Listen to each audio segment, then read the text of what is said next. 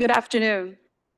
Pursuant to Chapter 551, Title 5 of the Texas Government Code, the Texas Open Meetings Act, notice is hereby given that the City Commission of the City of Brownsville, Texas, in accordance with Article 5, Section 12 of the Charter of said city, will convene a regular meeting on May 7, 2024 at 5 p.m. in the City Commission chambers located on the second floor of the Brownsville City Hall, Old Federal Building located at 1001 East Elizabeth Street, Brownsville, Cameron County, Texas, 78520. Members of the public who submitted a public comment form will be permitted to offer public comments as provided by the agenda and as permitted by the presiding officer during the meeting. A recording of the meeting will be made and will be available to the public in accordance with the Open Meetings Act. Mayor, it is now 5:01 p.m. You may call the meeting to order. Thank you, Marina. Being that we do have a quorum present, I'd like to call today's meeting to order. Thank you. Thank you. Thank you, Mayor. We're going to start off with the invocation. This will be done by Ms. Rosalie Marie Fernandez, and it will be followed by Pledge of Allegiance. Yes, good afternoon. Everyone would bow their heads, please.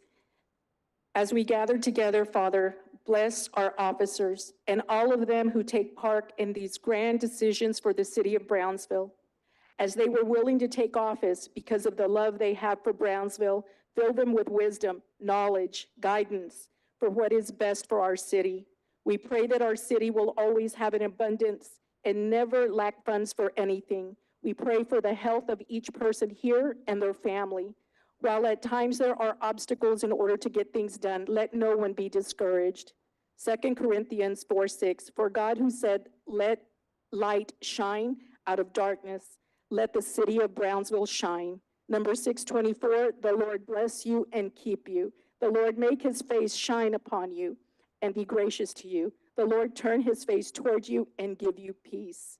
All of this we pray in the mighty name of Jesus Christ. Amen.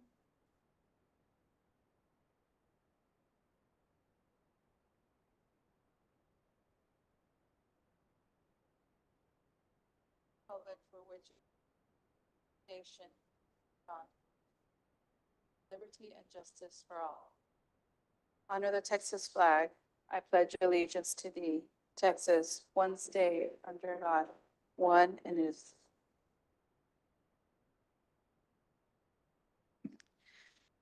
Next, we have proclamations. Celebrating National Public Works Week.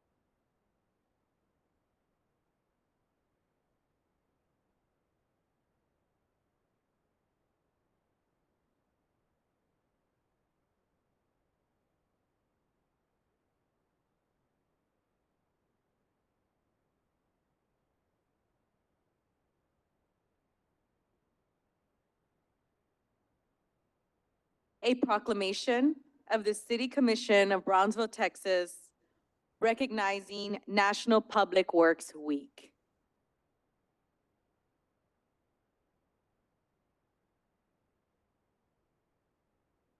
Whereas public works professionals focus on infrastructure, facilities, and services that are of vital importance to sustainable and resilient communities and to the public health, high quality of life, and well-being of the people of the city of Brownsville. And whereas these infrastructures, facilities, and services could not be provided without the dedicated efforts of public works professionals who are federally mandated first responders and the engineers, managers, and employees at all levels of government and the private sector who are responsible for rebuilding, improving, and protecting our nation's transportation roads and signal system, solid waste landfill and system, storm drainage facilities and ditches, water supply, water treatment and sewer waste systems, public buildings, and other structures and facilities essential for our citizens. And whereas it is in the public interest for the citizens, civic leaders, and children in the city of Brownsville to gain knowledge of and maintain an ongoing interest and understanding of the importance of public works and public works first responders and programs in their respective communities. And whereas our Public Works Department staff has demonstrated exemplary work in supporting and providing important quality of life examples, experiences for our community. And whereas the year 2024 marks the 64th annual National Public Works Week sponsored by the American Public Works Association, Canadian Public Works Association. Now, therefore, we, the members of the City Commission of the City of Brownsville, Texas, by virtue of the authority vested by the charter of said city, and on behalf of our citizens, do hereby designate the week of May 19th through 25th, 2024 as National Public Works Week. We urge all citizens to join the representatives of the American Public Works Association and government agencies in activities, events, and ceremonies designed to pay tribute to our public works professionals, engineers, managers, and employees, and to recognize the substantial contributions they make to protecting our national health, safety, and advancing quality of life for all. Done on this, the 7th day of May, 2024.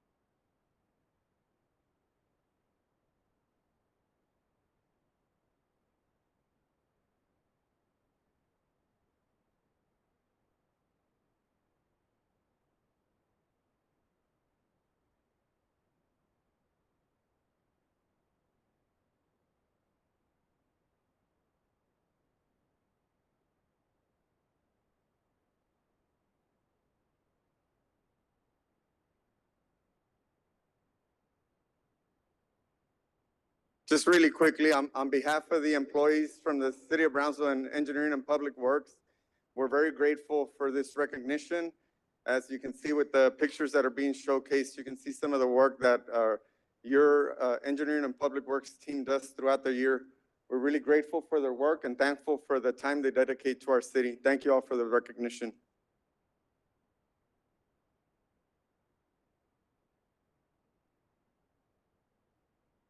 And I just wanted to say thank you so much, Doro, and the Public Works Department for all the hard work that you guys do. I consistently see you every day out there in the hot sun. Whatever weather is occurring, you are out there, you're working, and we're so appreciative of the hard work and collaboration that you all do. You make this city better. And from the bottom of my heart, thank you. Muchísimas gracias a todos por su labor, por su trabajo. Nuestra ciudad es tan orgulloso de tenerlos. Miramos su esfuerzo y todo lo que hacen por nuestra ciudad. Y del fondo de mi corazón, muchas gracias.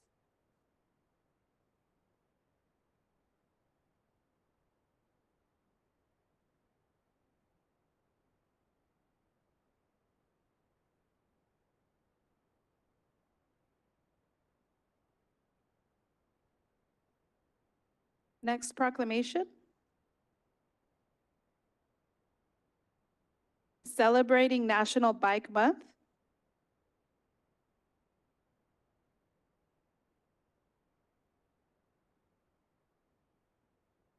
I love May because we get to celebrate National Bike Month. This is a proclamation of the City Commission of Brownsville, Texas, declaring the month of May 2024 to be Bike Month in our city. Whereas the bicycle is an economical, healthy, convenient, and environmentally sound form of transportation, it is also an excellent tool for recreation and enjoyment of Brownsville's scenic beauty. And whereas throughout the month of May, the residents of Brownsville and its visitors will experience the joys of bicycling through educational programs, races, community events, charity events, or by simply getting out and going for a ride. And whereas creating a bicycle-friendly community has been shown to improve citizens' health, well-being, quality of life, and also grow the economy of Brownsville, attracting tourism dollars, improve traffic safety, support student learning outcomes, and reduce pollution, congestion, and wear and tear in our streets and roads. And whereas Bike Texas, the RGV MPO, the League of American Bicyclists, schools, parks, and recreation departments, police departments, public health districts, hospitals, companies, and civic groups will be promoting bicycling during the month of May 2024. Whereas these groups are also promoting greater public awareness of bicycle operation and safety education in an effort to reduce collisions, injuries, and fatalities, and improve health and safety for everyone on the road. Now, therefore, we, the members of the City Commission of the City of Brownsville, by virtue of the authority vested by the charter of said city, do hereby declare May 2024 to be Bike Month in our city and encourage Brownsville cyclists and visitors to get on a bicycle and enjoy a bike ride. Done on this, the 7th day of May 2024, signed by the mayor and the City Commission.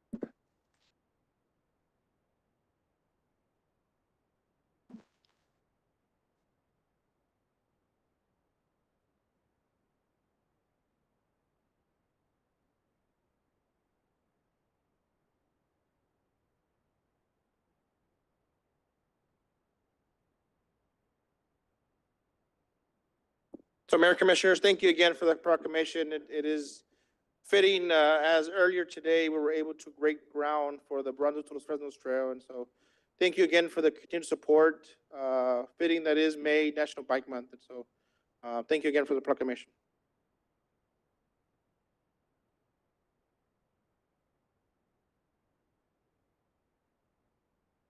Next proclamation is in memory of Miss Alicia Rojas Emerson.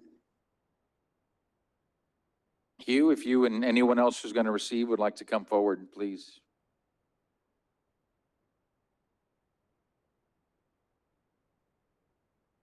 No worries. A proclamation of the City Commission of Brownsville, Texas, recognizing Alicia Rojas Emerson, her life accomplishments, and her legacy. Whereas the year 2024 marks 100 years since the birth of Alicia Rojas Emerson, who led a distinguished career of service dedicated to the amity of two nations, the United States and Los Estados Unidos Mexicanos, the City of Brownsville takes this opportunity to celebrate her life and service. Whereas born in 1924, Alicia Rojas Emerson began her career in the Department of Education in the Mexican government in the 1940s, serving in Mexico City as secretary to then Mexican cabinet member Jaime Torres Bodet, Secretary of Public Education, who, having recognized the talent in Alicia Rojas Emerson upon his ascendancy to Secretary of Foreign Affairs for the United Mexican States, brought Mrs. Emerson over to the Mexican Foreign Ministry. And whereas through service in the Foreign Ministry, Alicia Rojas Emerson took and excelled at the Mexican Foreign Service exam, beginning a long and distinguished career in diplomacy, focused predominantly on relations between Mexico and the United States. And whereas over her years of service, Alicia Rojas Emerson was commissioned in several Mexican consulates, including in Detroit, Michigan, St. Louis, Missouri, Corpus Christi, San Antonio, Alpine, Del Rio, and Brownsville, Texas. And following her retirement was recognized by Texas Governor Ann Richards at her 70th birthday party in 1994. Quoting Governor Richards' citation, she devoted her professional career to furthering improved relations between Mexico and Texas. She was a valued member of the consulate for 4 decades, holding the post of vice consul when she retired. Over the course of her tenure, she served as chancellor, vice consul, and acting consul, and earned the respect and admiration of those who worked with her until her retirement in 1989. And whereas following her years of distinguished service, Mrs. Emerson retired in Brownsville, Texas, where she continued in service to her community, serving as chairperson of World Affairs Committee of the Brownsville Business and Professional Women's Club, and as an involved member of the West Brownsville Garden Club and the Tip of Texas Orchid Society. In her retirement, she continued to enjoy friendships as well as the love and affection of her 2 sons, Arthur Rojas Emerson and Hugh Emerson Jr., and their families. And in the year 2000, she sought and earned United States citizenship and was sworn in by federal judge Reynaldo Garza. Now, therefore, we, the members of the City Commission of the City of Brownsville, Texas, by virtue of the authority vested by the charter of said city, and on behalf of all our citizens, do hereby celebrate the life and service of Alicia Rojas Emerson to her friends, her family, to 2 nations, and to the City of Brownsville, Texas, and encourage all Brownsville citizens to do the same. Done this 7th day of May, 2024, signed Mayor and City Commission.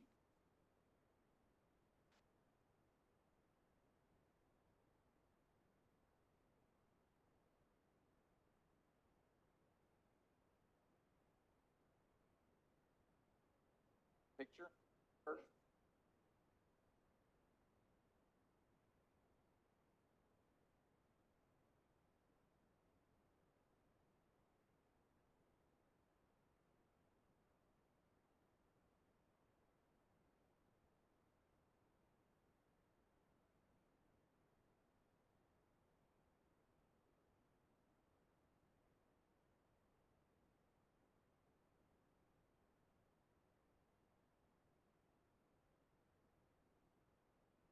Honorable Mayor, esteemed commissioners, good evening. As you know, my name is Hugh Emerson Jr. And on behalf of my brother who could not be here tonight, Arthur Rojas Emerson, on his behalf, our respective families, I thank you, especially Commissioners Roy de los Santos and Brian Martinez for sponsoring this resolution bestowed in recognition of our mother, Mrs. Alicia Rojas Emerson, for her contributions in furthering the relations and the understanding of our 2 nations in her capacity as Vice Consul and Acting Consul of Mexico in Brownsville. Again, thank you.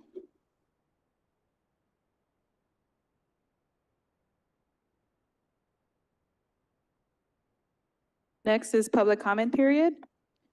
As a friendly reminder, Section 226, Meetings and Agendas, Public Input During Meetings, Conduct. Conversations between or among audience members should be conducted outside the meeting room.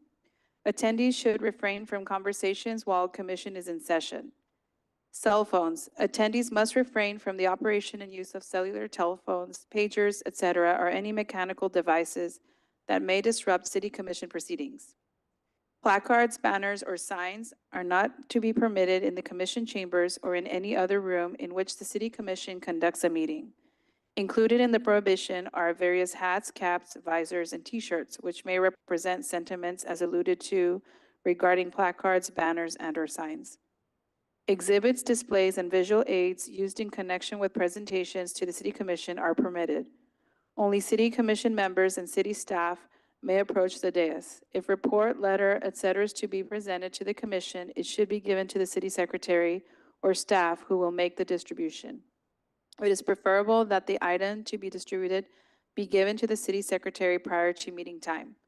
A copy of the item should be made available for the city secretary's official record. All comments shall be made to the mayor and city commission as a whole and not to individual commission members. So Mayor, Commissioners, we have 3 public comments that were registered. The first one is Yolanda Spies. Good evening, Ms. Spies. You have 3 minutes.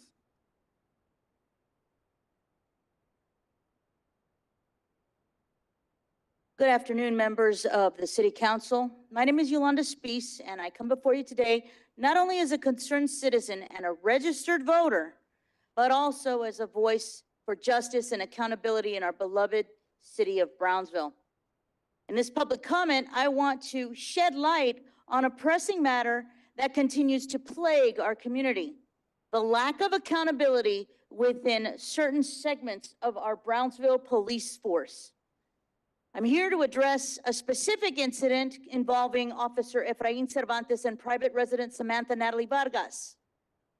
It's clear, supported by concrete evidence, that Officer Cervantes is engaged in unethical behavior, from misleading statements to the complete disregard of Ms. Vargas's assault on Timothy Spies, who happens to be my husband, my late husband. Furthermore, I'm dismayed at the lack of urgency in addressing these issues.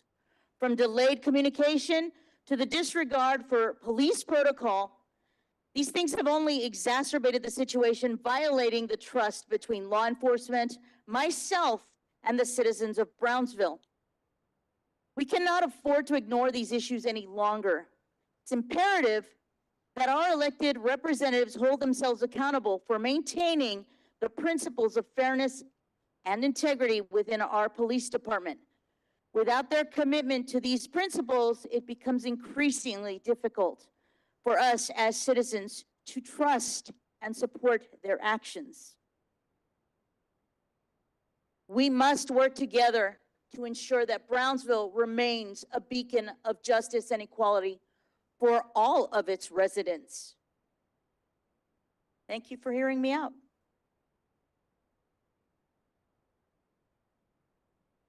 Next is Ezequiel Sig Silva.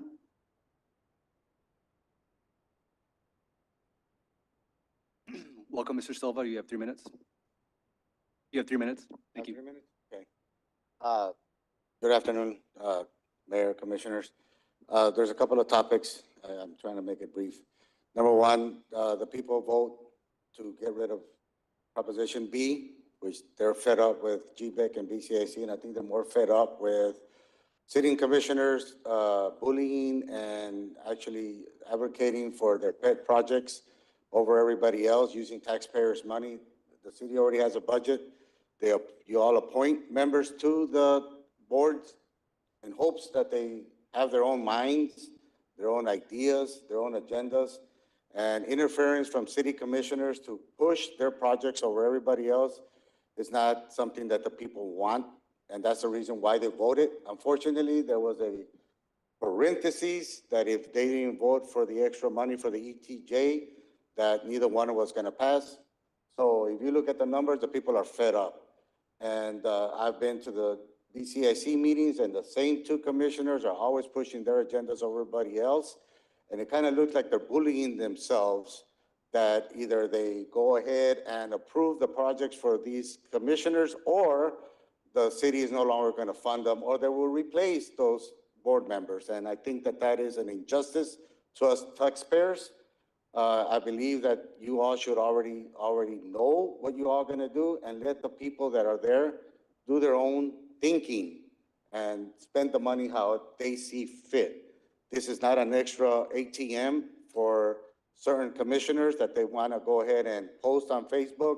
I did this, I did that, I advocated for this, I advocated for that. The city already has money set aside for parks, for everything else. And I don't think that is fair to us taxpayers. The people are already tired of it. That's why they voted to get rid of BCIC and GBEC and just went ahead and have a whole new agenda. So I hope that you guys take that into consideration and put it back in the agenda and without the clause in there, and let the people decide really what they want the citizens, the city government to do. The other thing is, I also heard that one of the city commissioners is no longer living in their district. And I think that that is very crucial to us. If they're not living there, how can they represent that district? I went on the city website to see what financials, the campaign finance report from the city commissioners, and the only one I saw was the one from Commissioner District 1. Nobody else has put it up there, so the city secretary said that there's been glitches, and it looks like these glitches have been going on for years. We would like to see who lives what, where, and how they vote. And if they no longer live in that district, I think that they owe it to us, people, to be forthcoming and say, I no longer live in this district and I no longer could represent you, and maybe their vote should not be counted. And so I ask you guys to look into that. Thank you. Thank you, Mr. Silva. Time.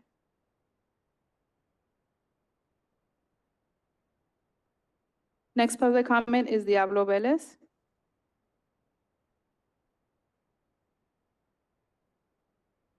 My name is Diablo Velez. I have a comment on another comment that has been going on for so long, but nobody cares.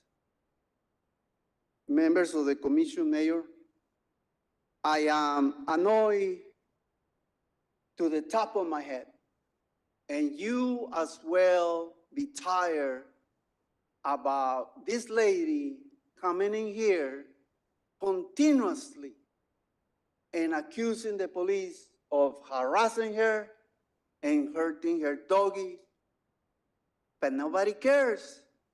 That's why she keep coming continuously. Hers are not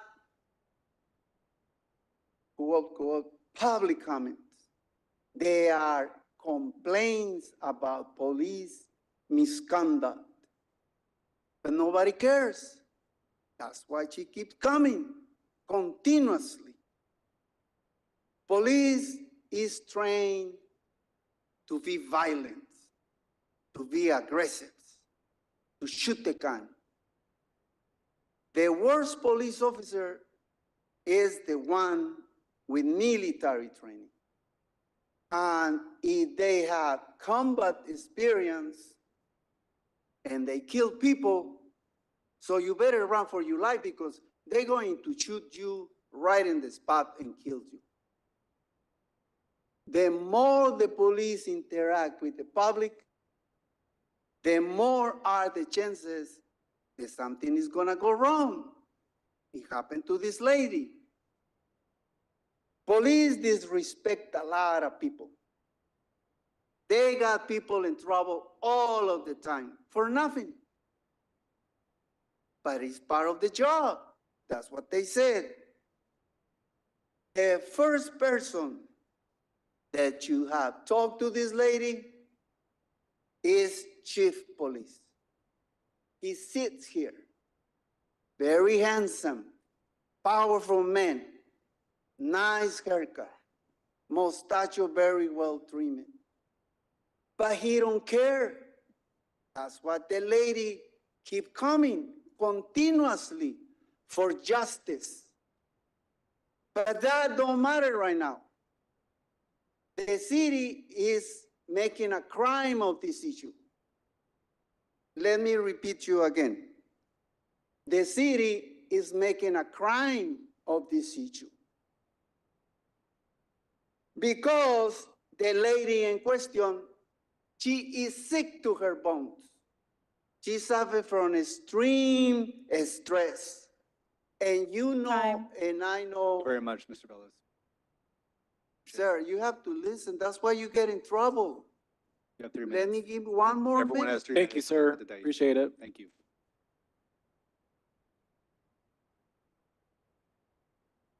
Next item, city manager's update. Staff updates, Dr. Art Rodriguez, recognized as one of this year's Outstanding 25 by the Texas Nurses Association. So we're very thankful and honored. Dr. Rodriguez, are you here? Can you come up? Announce that Dr. Rodriguez has been selected as one of the year's Outstanding 25 in the state of Texas for nurses. Congratulations.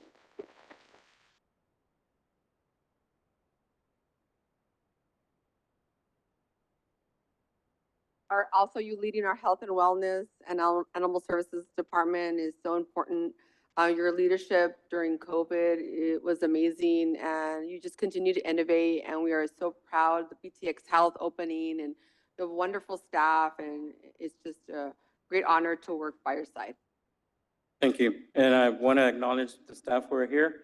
It's a we that gets us here, and I'm actually blessed by having one of our nurses actually nominate, and come to find out that it was our nursing team who nominated me, myself, and I to this great award. So thank you.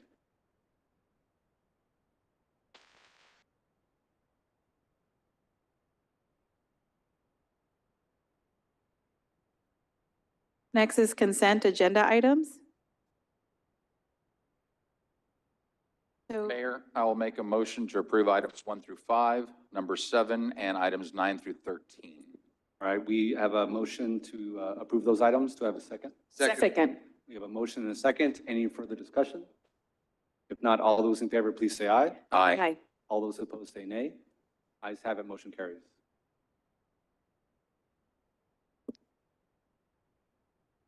item number 6. For item number 6? Consideration and action regarding the assignment of a lease agreement, including a subordination agreement between the city, International Bank of Commerce, IBC Bank, Veterans of Foreign Wars Post 2035, VFW, and the Elks Lodge, Office of the City Attorney. So on this one, I will entertain a motion for approval, subject to the city attorney's office verifying that all legal requirements have been satisfied. There's a motion. Is there a second? Second. There's a motion and a second. Any other discussion? All those in favor say aye. Aye. Aye. All those opposed? Motion carries. And I believe we can bring the mayor back now.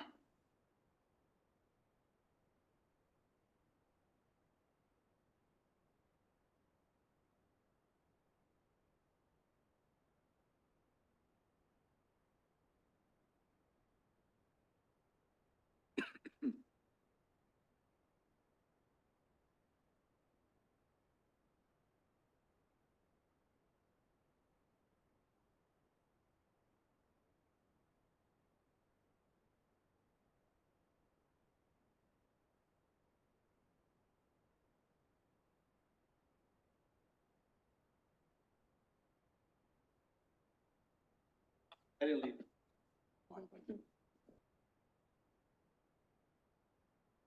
Mayor and Commission, there was a request to remove item number 8.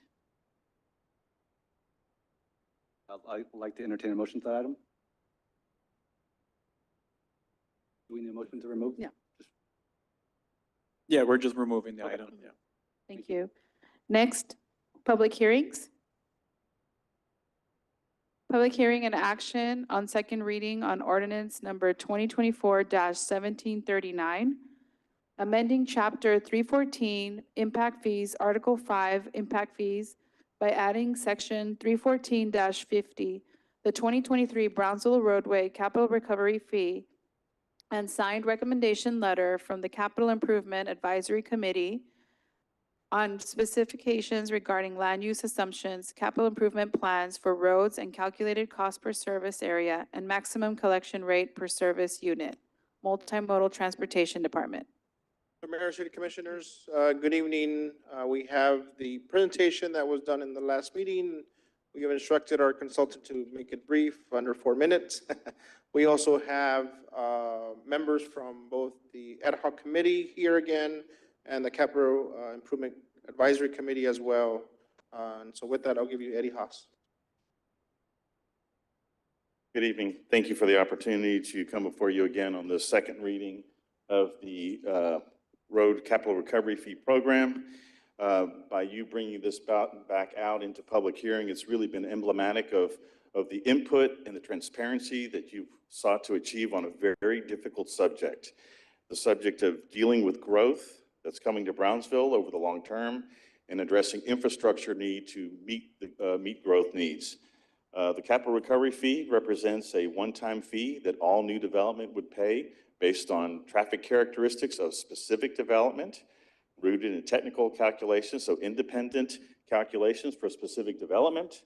And they would be assigned a fee as part of that impact onto system.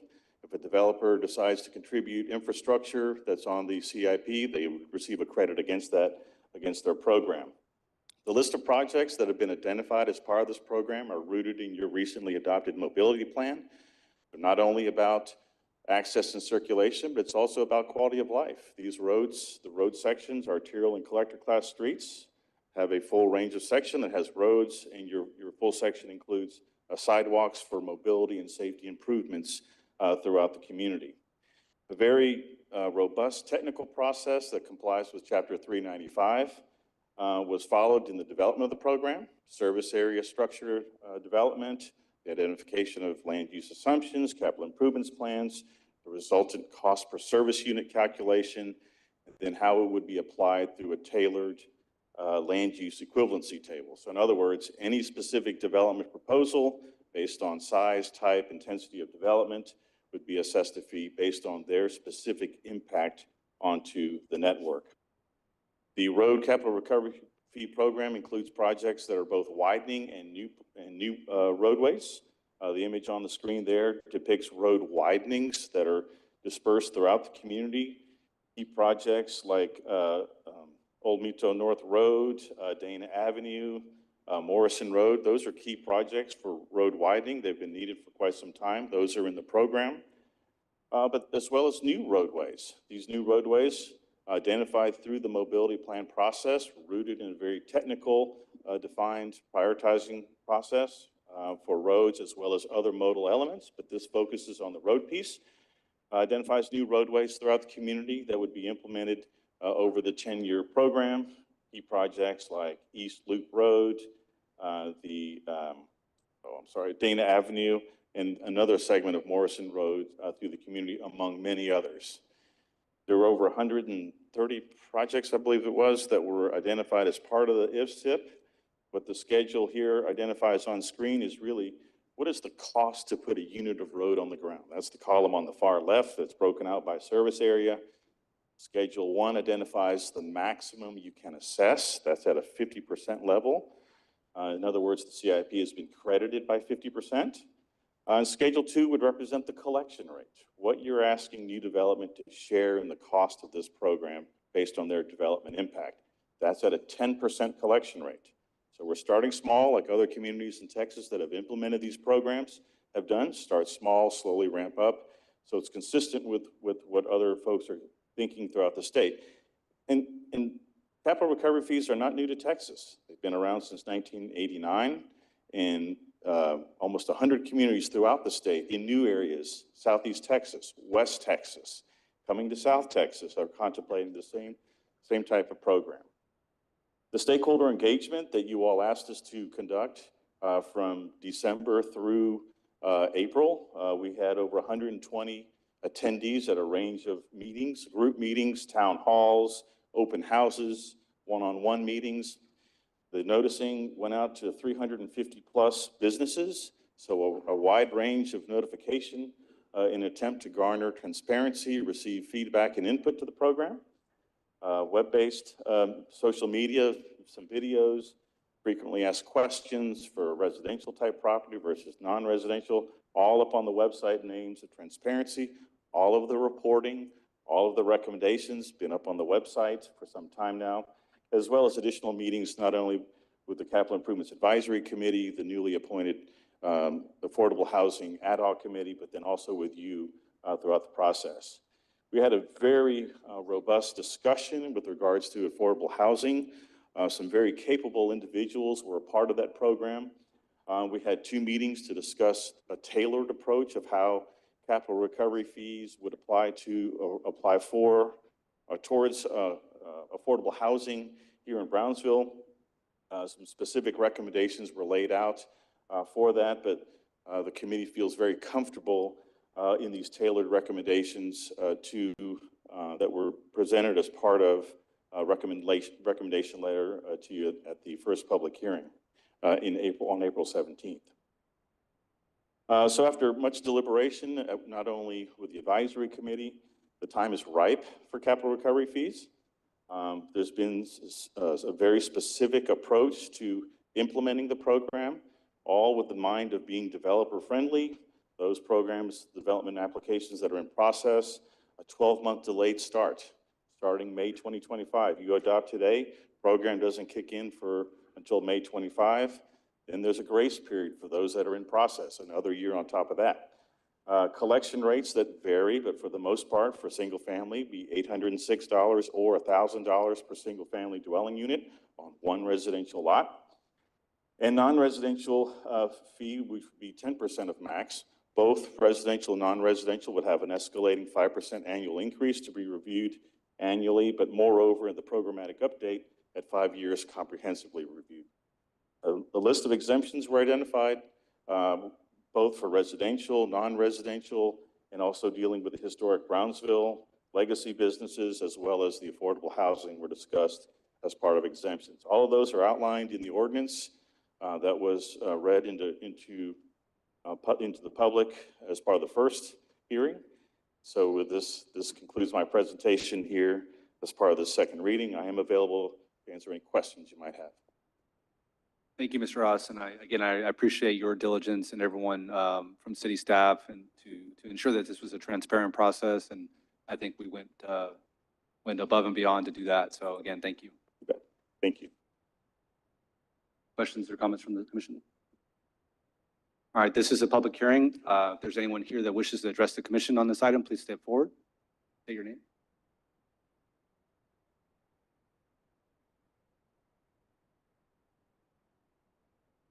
Good evening, Mayor and City Commissioners. Thank you for this time. I was part of the advisory committee on, by the way, my name is Edward Saldivar. I'm a real estate broker. I was part of the advisory committee. I'm honored. I was honored to be appointed by former Commissioner Ms. Tetro.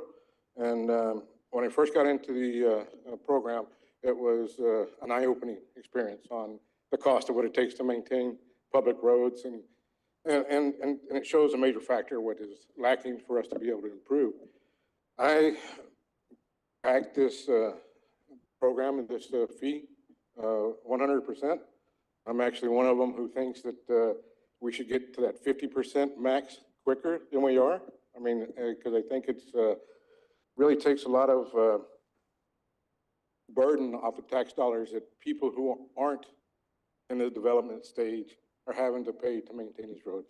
So as a member and as of the committee and as a resident of Brownsville, I fully support this program. Thank you for your time. Thank you very much.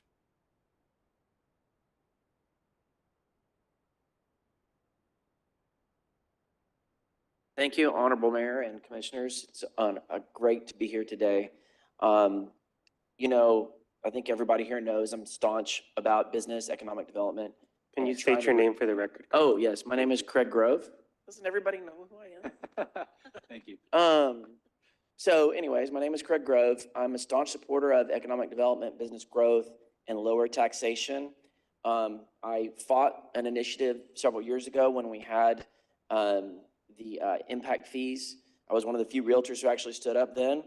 And this time around, I think it was kind of my karmic refund that Trey put me on this committee. And I got to be a part of it. And I'll tell you, walking into it at the very beginning, it was extremely difficult to comprehend what we were talking about and the sheer numbers. And I want to give a lot of credit to our consultant and the city staff for helping us understand. I believe the public hearing process has run its course. I believe people have had their opportunity to speak, and myself and Edward have spoken to the realtors as well, because I know they were part of the last uproar, and unfortunately I wasn't able to be here at the last time.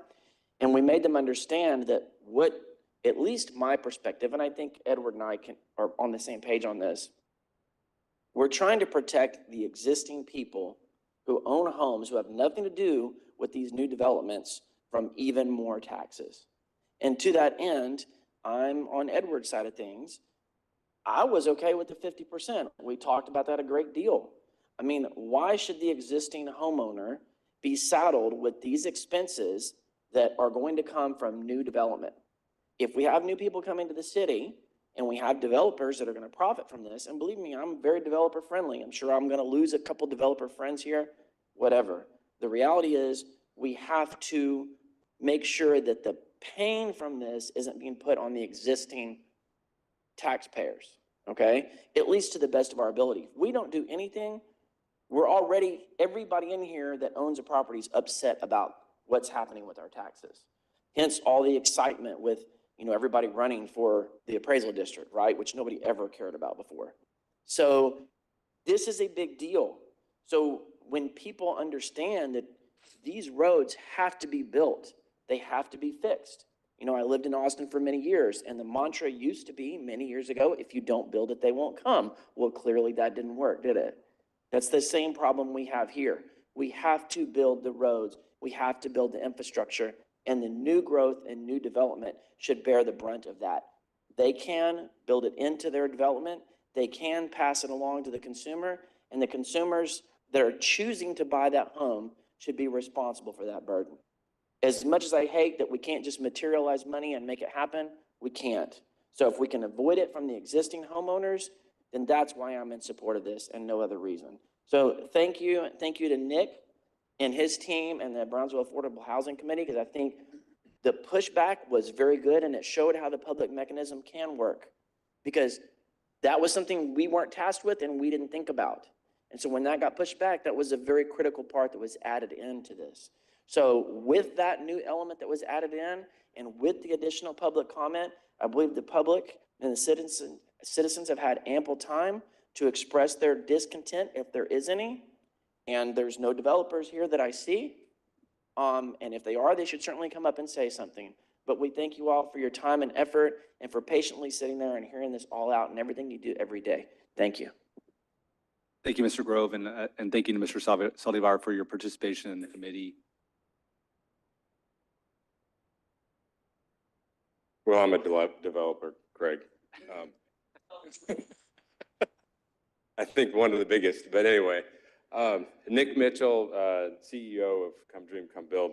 And obviously, if I had my druthers, I'd tell you to vote against it. You know all how I feel. However, if we're going to do this, then, and I would lay this across of anything like this that come going forward with the city, is we need to figure out, like we did with this, how do we use this to expand what we need? Not just the need for road repair or improvement, but also, in this case, affordable housing. The way the committee, the Affordable Housing Ad Hoc Committee, viewed this was a tool to increase the number of affordable housing units in our community. I could have gone on the committee, got what I needed, which would have been a CHOTO set aside, nonprofit set aside, and then walked out the door. Not really necessarily want to do that. To us and the folks on the committee, it was more important to, one, and use this as an incentive tool.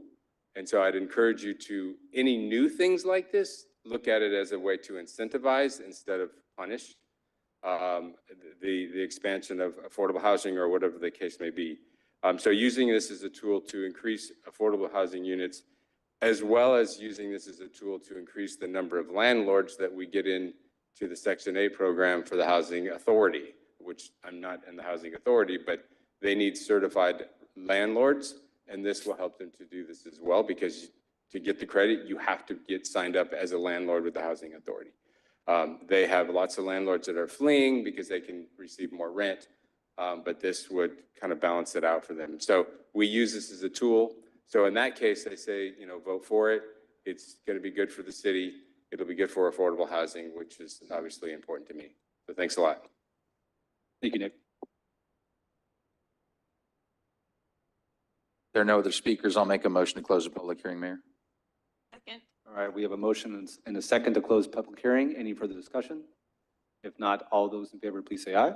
Aye. All those opposed say nay. Ayes have it, public hearing now closed. So there's a couple of concerns I know I've got then Commissioner Cardenas. And this is just to help the public understand better, because I think there's a misconception out there that with these monies, one of the things we'd start doing is building roads that go to developments and taking the burden off the developer, which today we know if the pavement ends and you're building a development a mile down the road, that developer is responsible for paving the road up to their development. And we don't want to see this misused in a way where now we are subsidizing what developers would normally do. I think the intent of this is strictly that whatever road work the city would be engaged upon, whether it's awarding a contract or doing it through engineering and public works, if it's a job we would already be doing, this just helps with a pool of additional money, so it's not all coming out of general fund or bonds. But this is not to take the load off of anybody else out there. Well, I think a good example is Old Highway 77. The city has had to bond 100% for that project. In addition to have adequate lighting, that price has gone up even more recently. So in those road widenings, to be able to have money to assist with that, then the burden of the bond amount would be reduced down. And so that's an example of, a project that the city has had to bond for, which is our taxpayers, and now pay for the full 100% of those bonds that have been issued. And actually, it was a $4 billion project, back in the CIP, 4 years ago. And then you go out to bid and it's twice that and plus. So I think what will help us is if you have more pot in the money, it may help us accelerate some of the projects, as even the engineering or the environmental. Also helps us when we need matching funds for the RGV and PBO, there's always a match. So that 20% match can help us as well with new construction roads or some of those like Dana Road are on those. Thank you. Commissioner. Microphone. Okay, so you're saying that we will not build new roads? Is that correct? Will this money be used to build new roads? Yes, Commissioner. So the mobility plan identified the needs through, and so in that has new roadways and road widenings. So correct, two different type of projects. I asked for a number last time. I believe it was emailed somewhere like $2.5 or $3 million. What was the number? Do you remember that number? So we have it at city manager's office. We're trying to make sure our numbers are accurate, but roughly about 6 million is the number if we would have this program in calendar year 2023, from January to December. We don't have it by sections though, do we? We don't. So, what would be the highest in one section? Do you have any idea? Did you see any of that? I don't have that right now. Sorry, Commissioner. The reason I ask is if we were to divide that by, 17 sections, is that $400,000? You had some zones that were zero or minimal, but they were scattered. And again, we did a very, very rough estimate.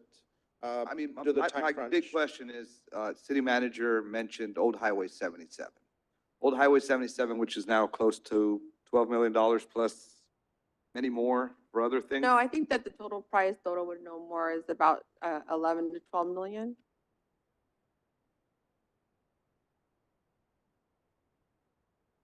With the utilities, we're looking at 16.5 million estimate right now. So, my question is, what are we gonna do with $400,000 to build a road like that? $800,000. I don't think we should build a road. I think we should limit this to expanding and to maintaining roads so we don't have Old Highway 77 happen. The only reason Old Highway 77 happened is because nobody took care of it for decades, right? I don't know. Dodo, do you remember when the last time anybody looked into it? 20 years I've been here. Not in the 20 years. So I think if we maintain roads, we don't have to build them, because if we build them, we're gonna go nowhere with this money.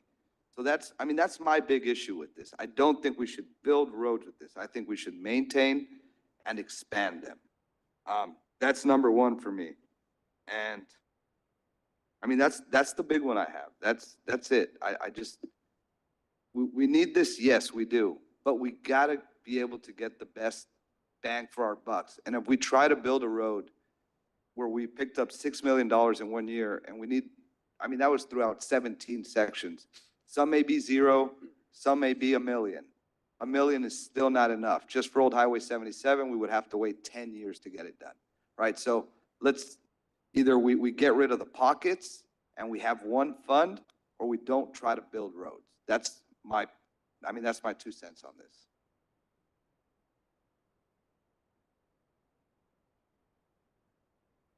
If there's no other comments, I'll make a motion to approve. Second.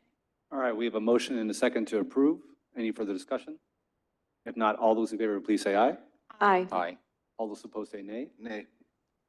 Ayes have it, motion carries. Thank you.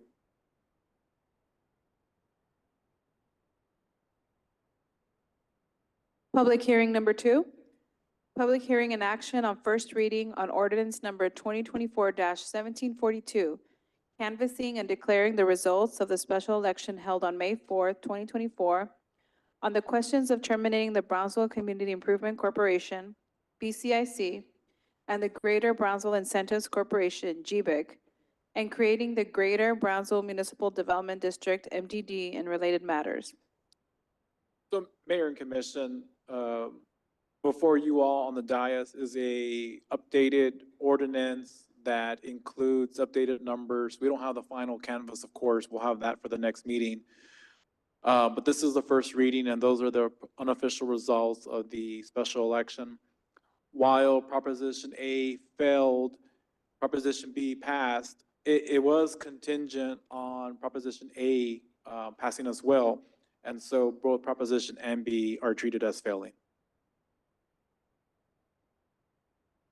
This is an action item. Yes, it's a public hearing and an action item. I would like to say that the voters did not know that there was a contingency when they voted. Basically, the voters were saying, we're spending too much money and we want to pull some of it back. That's what I see when they voted to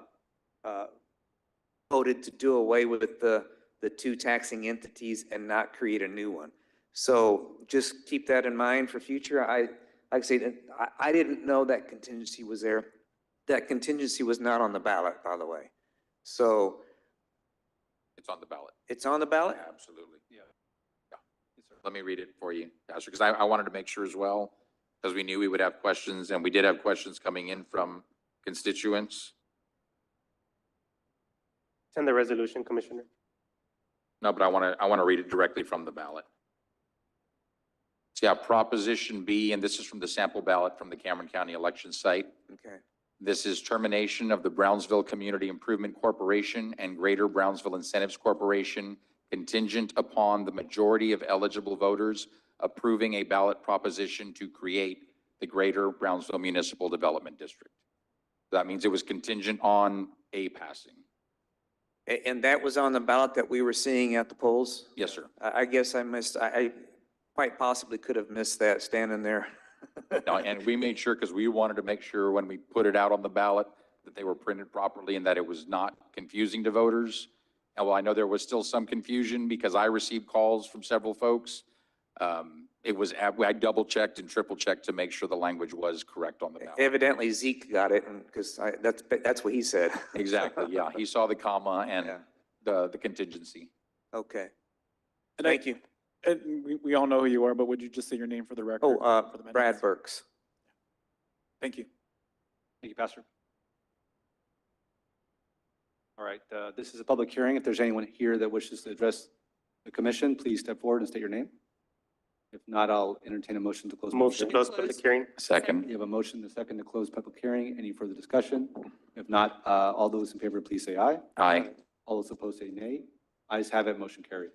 And I'll make a motion to approve ordinance number 2024-1742.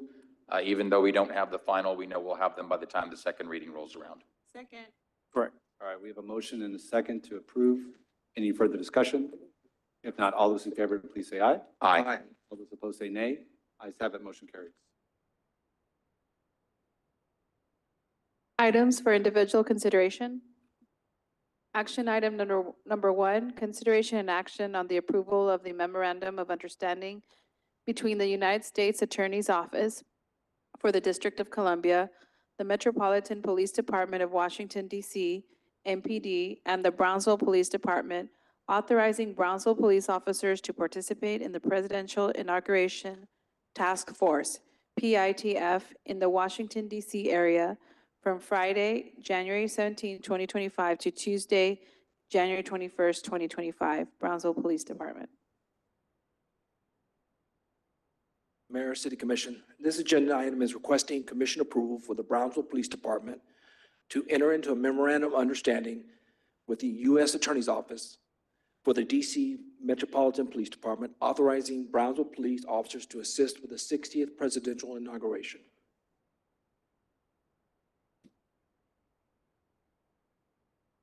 February this year, President Joe Biden visited Brownsville. The Brownsville Police Department played a critical role working alongside Secret Service with the security of the president's visit. The following month, Chief Salcedo received a letter from D.C. Police Department Chief Pamela Smith requesting Brownsville Police assist with the 60th presidential inauguration in Washington. An estimated 28,000 law enforcement will be needed to cover this event. This year's inauguration is expected to have in excess of 750,000 in attendance at this event. The MOU authorizes Brownsville police officers to participate in the upcoming inauguration. The officers will be assisting U.S. Secret Service with the security during the event. We currently have 31 officers assigned for this operation. If approved, our police officers will be traveling January 17th and returning January 21st, 2025. All salaries and travel-related expenses will be reimbursed by the Metropolitan Police Department. Questions? Commander, I think the first question that any citizen would ask is, with that many officers traveling, should this be approved by the commission? Would that in any way compromise or diminish the level of service we're providing for our citizens on our streets over those days? Absolutely not. These are support services. No, we already have volunteers. They've actually asked for 40. We got 31 right now, and it will not diminish any services to the citizens. Yeah, I knew that answer. I just wanted it on the record. Thank you, Commander. Other questions or comments? I'd just like to recognize our police department for the caliber of, they obviously was recognized during the presidential visit. And to me, it's an honor to have for us, Brownsville PD, to be invited to the White House. And it just shows the caliber of the officers that we have in the city of Brownsville. Thank you. Yeah, this is definitely, for citizens out there, this isn't political one way or the other. This is about the level at which our department performs, which is why we're one of the safest cities in the country. Thank you all for that. And to receive this recognition, have Brownsville represented on the national scale, once again, as we have been by our mayor and our police department during the president's visit, but now to see you all representing in DC will be an honor. I'll move to approve. Second. All right, we have a motion and a second to approve. Any further discussion? If not, all those in favor, please say aye. Aye. All those opposed say nay. Ayes have it, motion carries. Thank you. Action item number 2, consideration and action on resolution number 2024-043 to authorize the execution of an advanced funding agreement, AFA, between the City of Brownsville and the Texas Department of Transportation for Carbon Reduction Program off-system in the amount of $36,136, Engineering and Public Works Department. Good evening, Mayor, Commissioners. On this particular item, the City of Brownsville has been selected to receive a Category 10 carbon reduction program for off-system funding. This is to help supplement transportation project and traffic signals projects throughout various locations in Cameron County. The map you see here are the areas that will be doing some improvements within the City of Brownsville. This is funding through the state and federal funding as well. The traffic signal improvements will consist from traffic signal cabinets, GPS systems, and traffic detection systems. Obviously, there will be some time improvements. We don't have exact data to let you know how much time savings and reduced stops the citizens will be experiencing, but it will be a significant amount. For this particular project, it's a total project cost of $1.1 million. And there's a federal match of $756,000. The state is contributing $48,365, and our local match is $331,558. This match, part of it is going to be completed in-house. $295,422 will be completed in-house. At this time, we're asking for the approval of the state fee in the amount of $36,136. I'll entertain any questions. Any questions or comments from the commission? I'll make a motion to approve Resolution 2024-043. All right, we have a motion. Do we have a second? Second. We have a motion and a second. Any further discussion? If not, all those in favor, please say aye. Aye. All those opposed say nay. Ayes have it, motion carries. Thank you. Thank you.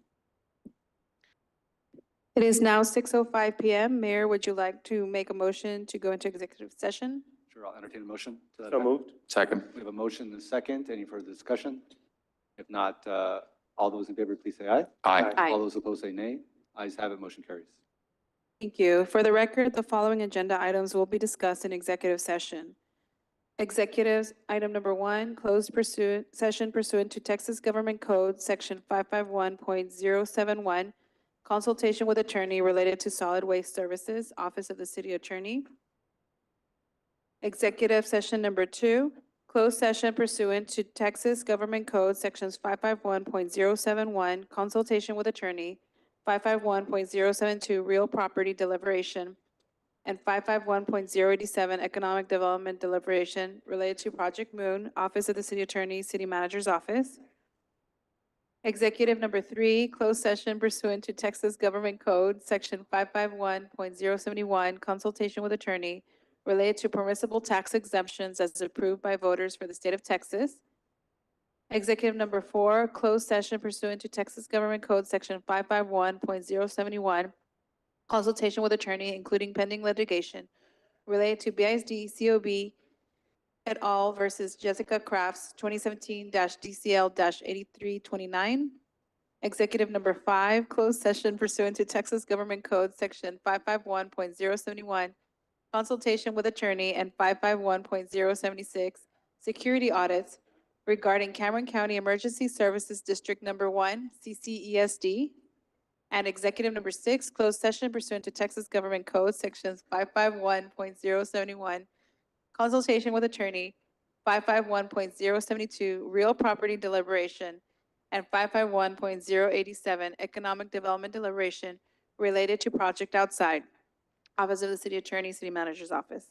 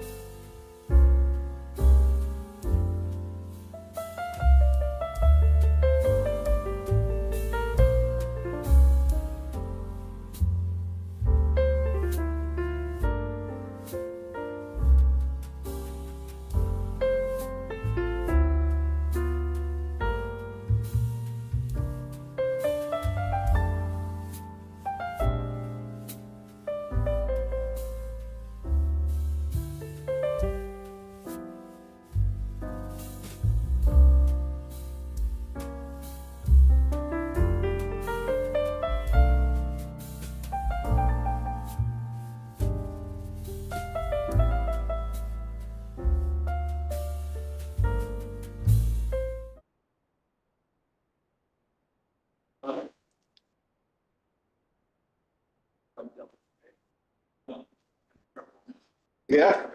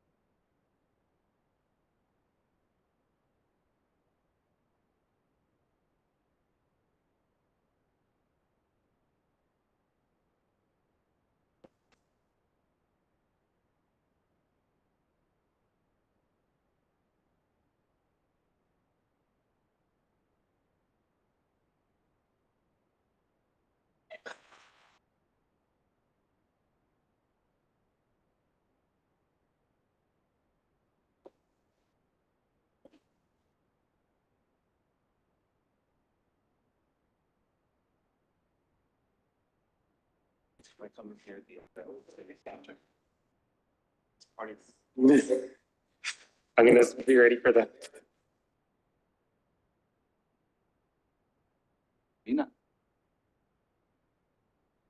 Marina.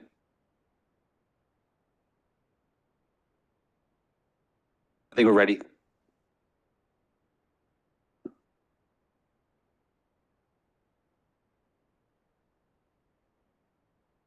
It is now 7:34. Mayor, do you want to continue with open session? Thank you. Next is possible action on any items as discussed in executive session. I believe there's no action. Yeah, there's no action on item 1 or 2. Next item is adjournment. Move to adjourn. Second. A motion and a second. Any further discussion? If not, all those in favor, please say aye. Aye. All those opposed say nay. Ayes have it. Motion carries. Meeting adjourned. Thank you. It is now 7:35. Meeting has ended.